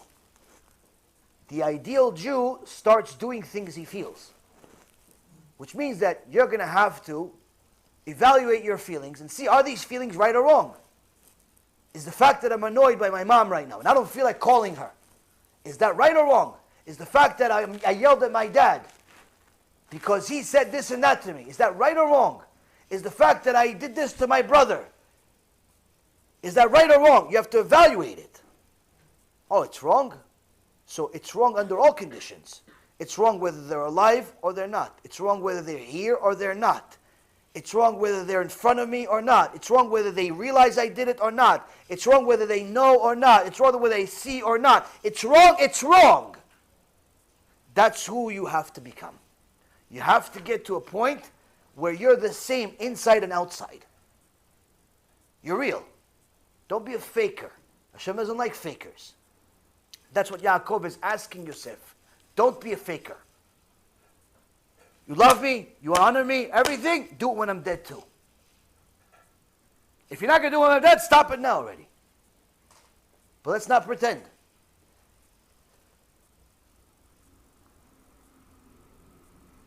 The Gemara in Masechet Shabbat, page 119b, says that this lack of embarrassment between each other, this massive epidemic of fakeness, of hypocrisy, is what destroyed the Beit HaMikdash. There are many things that chipped the stones. Everyone knows Sinat Chinam. Everyone knows Lashon Hara. Everyone knows murder. Everyone knows all of these different things, but the truth is, if you look at the Gemara, it's not just one reason. There could be a first reason, there could be a last reason, but there's a bunch of reasons in between. One of them that's critical, that's a foundational reason, is when we lost respect for each other. We started being fake. We smiled in your face, but we spoke against you after when you left. Hashem says. In their mouth, in their lips, they gave me kavod, they gave me honor, but their hearts were far away from me. They paid me lip service, Hashem says. But not just to him, to each other. We tell each other, Achi, Achi, what's up, Achi, Achi. As soon as the guy lives, oh, you see how much money I took from him? You see how much money I took from her? You see this, see that? That's a problem. It's not a problem just with the person. It's a problem with HaKadosh Baruch Hu. Now, if a person is not going to learn Torah on a regular basis, or the Torah that he's going to learn is going to be fake. It's going to be Torah that's like driving on neutral, down a hill. You don't have to do anything. It's one of those Torahs that pretty much he goes to the shiur, he watches it, he could fall asleep, he can be awake, nothing changes. A person learns that type of Torah, or he doesn't learn at all, he's going to be an am haaretz. He's going to be an ignorant person. And Torah speaks very, very critically against people that are ignorant. So much so, that the Gemara Masechet Pesachim, page 49, says that if you let your daughter marry an ignorant person, it's like feeding her to the lion. Why? What's the lion have to do with an ignorant person? He says, just like the lion eats and mates whenever he feels like it, he doesn't really care if the female lion wants to or doesn't want to.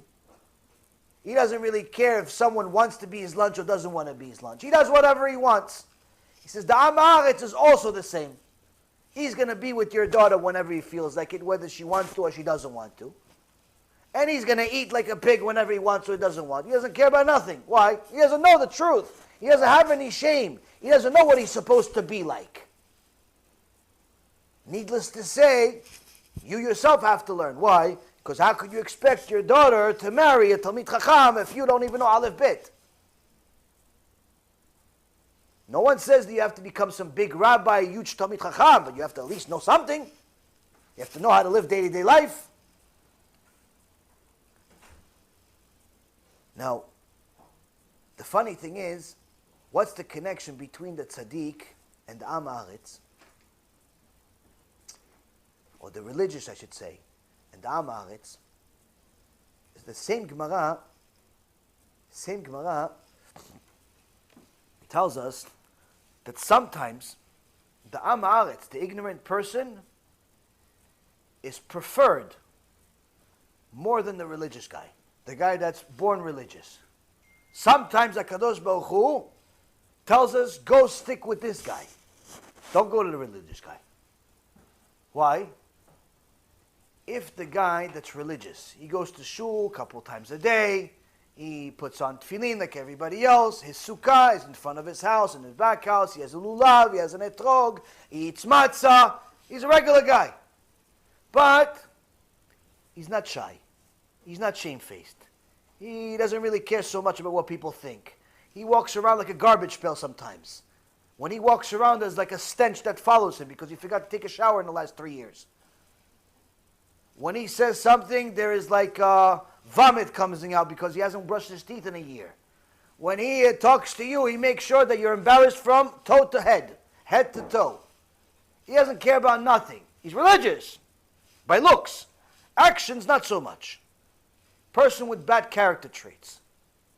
Person doesn't listen to Musa, doesn't listen to any type of advice. His wife tells him, please, honey, help me out with the kids. He says, no, you do it. You're the wife. Okay, I'm the wife. You're the husband. You contributed. Yeah, no. You go away. Shoot. I'm with my friends. A husband like that is like a garbage pail. Except the garbage pail you can use multiple times. His husband is only one time. What do you do with this person? Now he says he's religious. He's religious. Gemara says, an Am Haaretz, ignorant person is better than him. Why? Someone that knows that there's Torah, but still acts with bad character traits, a dead animal is even better than him. Now, which type of Am Haaretz is better than him? Which type of ignorant person is better than him? An ignorant person that's generous and has a little bit of shame. Doesn't have to have Moshe Rabbeinu shame, a little bit of shame. Why? That guy, he's a perfect candidate to help him do tshuva. And that's why Rav Aryeh Levin was called the prison rabbi. He would go to prison, he'd go to prisons, and give lectures to the prison mates, and help them do tshuva in prison. And he was like a specialist with gangsters. In the streets, in the prisons, all types of places. Now what is he, bored with his life? Why are you going to put your life at risk hanging out with some gangsters? He would look at each person and just wouldn't try to help everyone. No, what he would do, he would look for the guy that he saw was ashamed a little bit. Had a little bit of shyness. How did he know?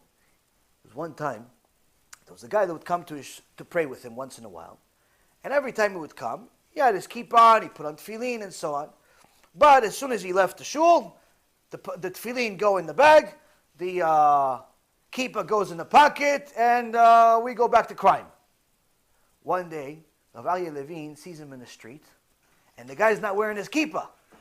And he sees the Rav, and he's so embarrassed, he starts running away. He's embarrassed from the rabbi, so he starts running away. So the rabbi starts running after him. The old man is running after him. He's running, the rabbi's running, and the guy's embarrassed even more now. The rabbi's chasing him, Hashem Yerachem. So he stops, he goes, Rabbi, why are you chasing me? He goes, I want to know, why are you running away from me? That's why I'm chasing you. He goes, Kvod Rav, I'm embarrassed. Why are you embarrassed? Because I'm not wearing my kippah. He goes, oh, listen. He saw that the guy has some shame in him. He's embarrassed. He's not embarrassed of Hashem. He's embarrassed of the rabbi. He says, that's already a good character. That's already a good point. He says, listen, I'm a very short rabbi. I only see up to your heart. That's all I only see up to your heart. That's all I see.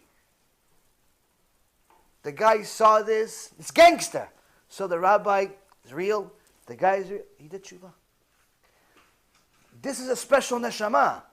This is not just your typical average guy. Sometimes you have people like this. Interestingly enough, there are many of them around the world. Usually they're Israelis or some type of traditions from Sfaradim. Most of them are very, very like emotional people, very nice people. And they're also Ashkenazim like that. But sometimes you have the exact opposite. You have the exact opposite. So how do you know who to help? Who is willing to accept some emet? Who is willing to accept some constructive criticism? Who is embarrassed of their wrongdoings? If they think that everything they do is good, they're not embarrassed of everything, they're one of those people where it says, I have no regrets. You say you have no regrets, I'm going to the next customer. I'm perfect as I am. Okay, next, you're perfect. Perfect. You know what? I'll give you a check mark. Here, check mark. I'll put a check mark on you. Perfect. Next. He thinks he's perfect. She thinks he's perfect. Next. They don't have any shame. They do whatever they do and they publicize it to the world. Next. A person that does not have any shame, no embarrassment, no thought whatsoever that there's even anything wrong with what they're doing, or they've never done wrong, don't even bother. There are too many precious souls that are embarrassed, that are a little bit ashamed, that are willing to listen to some advice that may not necessarily be the most wonderful news, but nonetheless it's valuable. Go to them, help them. Don't debate with these akshanim, with these stubborn people that just want to tell you their opinion but care less about yours. You worked 3 hours on some letter to show them all the proofs in the world. Within 2.5 minutes, they've already responded, ignoring every single point you made. Why? Because they don't care about what you say. They just want to be heard. Next. Next. There's too many precious souls. There's too many valuable souls out there that are willing to listen, that are willing to change. Go focus on them. Stop going into these, people going to these debates online on Facebook and YouTube, and they have 5,000 comments against each other. You don't know, you don't know, you don't know, you don't know. Guess what? At the end, none of them know. None of them know, because neither one read each other's opinion. Everyone wants to show how smart they are, and at the end, they're all stupid. Why? Because they all stayed with the same exact information. No one actually watched the shiur. No one learned from anyone. Kabotai, we are a people that are called people of the book. We are a people that are called smart. No nation thinks we're stupid. Even our enemies know we're smart. What do you think makes us smart? We're not born smart. We're not born any smarter than everybody else. But we try harder. We learn. We put effort into things. A regular kosher Jew already reads a 400-page book every single day. It's called a Siddur. Every day you read a 400-page book, not just for starters. That's not including the Gemara you're going to read. That's not including the Mishnah you're going to read. That's not including the Chumash you're going to read, Parashat Shavua, another 30, 40 pages. That's not including your job either. You may be an analyst. You may read another 500 pages there. Guess what? You read all that stuff. Eventually you become smart. You eventually buy buildings. If the people from Brooklyn want to buy buildings, you do the same thing. You want to be smart. Make yourself smart. Work on it. But if we want to remain smart, we have to continue doing this. The only reason why we've become such an ignorant people now is because we stopped. We stopped reading as much. We stopped praying as much. We asked the rabbi, what's the shortest way I can pray Shachrit? Can I just do Shema Yisrael and that's it? Oh, Amidah also? Wow, Rabbi, you're strict. You're strict, Rabbi. We're like, Satmar? What are you? Charidi? What are you? Hamas? What are you, Rabbi? All right, the whole thing? Can I do like half Amidah? Is there like a short version of Amidah? Can I just do the Baruch and then run away? How about this? Don't do anything. Who needs your prayer? The prayer's for you, Habibi. The prayer's for you. When you say, Oseh Shalom b'mromav, you're not saying Shalom to HaKadosh Baruch Hu. You are recognizing that you are insignificant, nothing, and you're far away from the amazing place you were in when you prayed. You were next to HaKadosh Baruch Hu, you little nothing. You're saying Shalom because now you're back to the rest of the nothings next to you. Next to me, next to everybody else, all of us, nothings. If you don't think that's a special moment, don't do it, B'chlal. Who needs it? Stop looking for shortcuts. Value your prayers. Read your Siddur. Read your Chumash. Understand where you came from. Yeah, but I read it before. You know everything? Rashi read it 1.5 million times. Did you read it as much? When you read it 1.5 million times, you can stop too. When you read the Gemara 1.5 million times, you can stop also. But until then, you got to keep going. Why? Because that's what makes us a people. That's what makes us the people of the book. You have to try harder. You have to work harder. Because that's the only way we're going to get out of the hole that we're in. Hashem is giving us some strong signs right now. There's all types of hate everywhere. There's all types of geopolitical risks. There's all types of financial risks. The whole ship can sink in 24 hours. And I'm being generous with the 24 part. Everything can sink in a second, or everything can continue for a little longer and give us more time to do tshuva. Either way, if you start taking things seriously, you start doing tshuva, you start improving your actions, you start improving your marriage, you start improving your business, you start improving yourself as a human being, you start improving your Yiddishkeit, you start learning Torah on a daily basis, making that the number one priority in your life, it doesn't matter whether the whole world blows up or not. Why? You're going to be okay. You're going to be okay. Why? HaKadosh Baruch Hu is going to protect those people that are good. This is not like the previous generations where he killed a bunch of people because he had to reincarnate them and give them another chance. There's no more reincarnations. If you're good now, you survive. You're finished. You don't have to worry about nothing. People are worried, oh, should I move to Israel? Why? Should I move to America? Why? Should I move to Honolulu? Why? You should move to Tshuva. You should move maybe to the Shiur Torah. Sleep here wherever we are. You should move it inside the Chumash, inside the Gemara. That you should move to there. Places, that's not going to help you. Why? Because the only thing that's going to help us is getting closer to Hashem. Those missiles are not going to hurt people that are close to HaKadosh Baruch Hu. But remember, there's only one real way of getting close to HaKadosh Baruch Hu. One guy told me yesterday, you know, Rabbi, I'm not that religious, but I'm very spiritual. I love those types of people.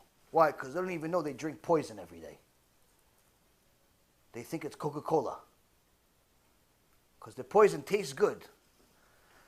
Rabotai, real Torah, a Torah life, means that your religiosity, your servitude of Hashem, your mitzvot, your understanding of the Torah increases simultaneously with your spirituality.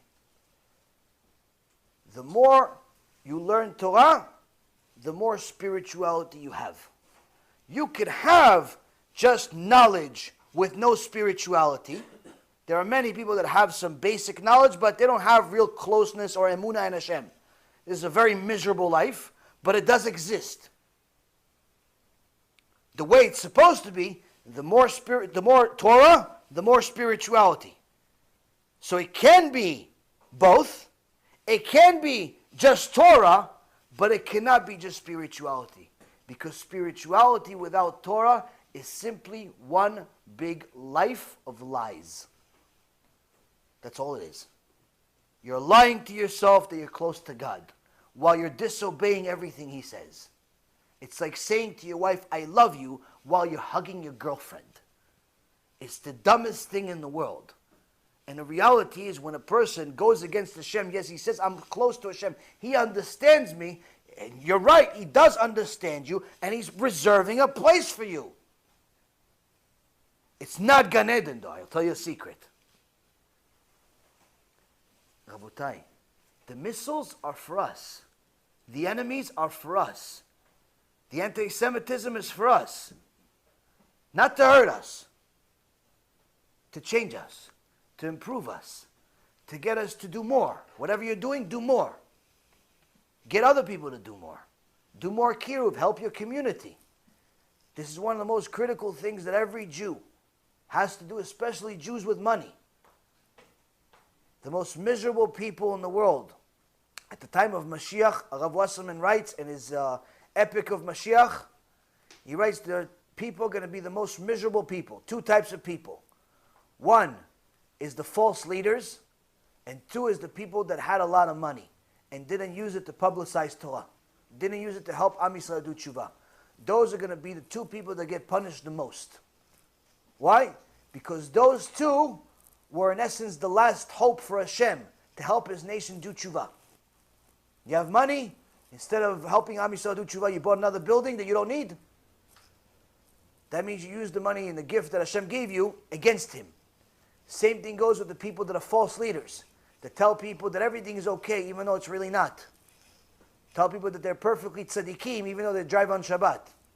Those people also get punished the worst. Today, Baruch Hashem, there was a small down payment that Hashem gave one of the Reshaim in the world from London. you guys remember, some time ago I spoke to you guys about this big Rasha, the head rabbi of the UK, of England, Mirvis, the Rasha, Ephraim Mirvis. He's the head rabbi there. He thinks he's the Gadol Ador. The guy is a anti-Torah reform that pretends to be Orthodox. And he does a lot of things that are against the Torah. He befriends the Christians, the Muslims. He does all types of things against the Torah. He tells his people to pray a special prayer for soccer teams, all types of nonsense. Baruch Hashem, today, HaKadosh Baruch Hu gave him a small down payment. Why? Because some time ago, he got in the way of Kiruv. Rav Mizrahi was invited to do a big event in London to help Am Yisrael do tshuva. But Mirvis didn't like it, so he got in the way. And since he's politically strong, he's got a lot of connections with the Erev Rav, because he's one of the leaders of it. So they got in the way, they threatened Rabbi Mizrahi, so Rabbi Mizrahi says, okay, trip's canceled. He didn't bother going, so that means that all those thousands of people that would have actually listened and possibly done tshuva, now they don't have it. He thought he won. So Baruch Hashem, today, HaKadosh Baruch Hu gave him a small little down payment. What happened? There was a huge event in the UK, meaning in his backyard, not in America, in the UK, in his comfort zone. He's the head rabbi. Huge event. All the biggest rabbis from Israel. Are showing up. Last minute, all the biggest rabbis, Rav Shalom Cohen, a few other huge rabbis, publicize a big sign. None of us are coming. The same day. We're not coming. Cancel the event. Why? If he's coming, if Mirvis HaRasha is coming, we're not coming. Guess what? His own country says, Mirvis, you're not allowed to come. Why? Because it's going to ruin the whole event. Stay home, Mirvis. Stay home. Ishtabach Shimon La'an. This is a small, tiny little payment. But you know what? We need it. Because sometimes it's so painful to see the Reshaim win. It's like, Hashem, please, do something to show, like a little something, like a little treat. Not that we benefit in any way, but you see that HaKadosh Baruch Hu, midah keneged midah. If you would have gave the guy cancer or something, it's hard to say, oh, this is connected to this. But this, you see, this is mamash custom service. It's like a custom suit that fits perfect. You got in the way of Kiruv, you tried to publicly embarrass a big rabbi, guess what? You got a bigger embarrassment. In your own backyard. Nonetheless. This, Rabotai, is a little bit of sign for us. Not that we look for signs, but it's a sign for us. What? HaKadosh Baruch Hu is watching. HaKadosh Baruch Hu is running out of time for us to do tshuva. He's giving every one of us a chance. If you could see this clearly, to you this is amazing. You don't see clearly? Like, no, it's not connected, it has nothing to do with it, it's politically driven. You're going to make up all the excuses in the world. It's important, Rabotai, that we understand that all of the things that are happening in the world are for us. All of them. For us to do tshuva, for us to get closer and closer to HaKadosh Baruch Hu, Be'ezrat Hashem, this will help us get closer to HaKadosh Baruch Hu. Tomorrow night we have a shiur in Sunny Isles, questions and answers. But hopefully this one will give us enough chizuk to, Be'ezrat Hashem, help some more people do tshuva. Baruch Adonai Le'olam. Amen ve'amen.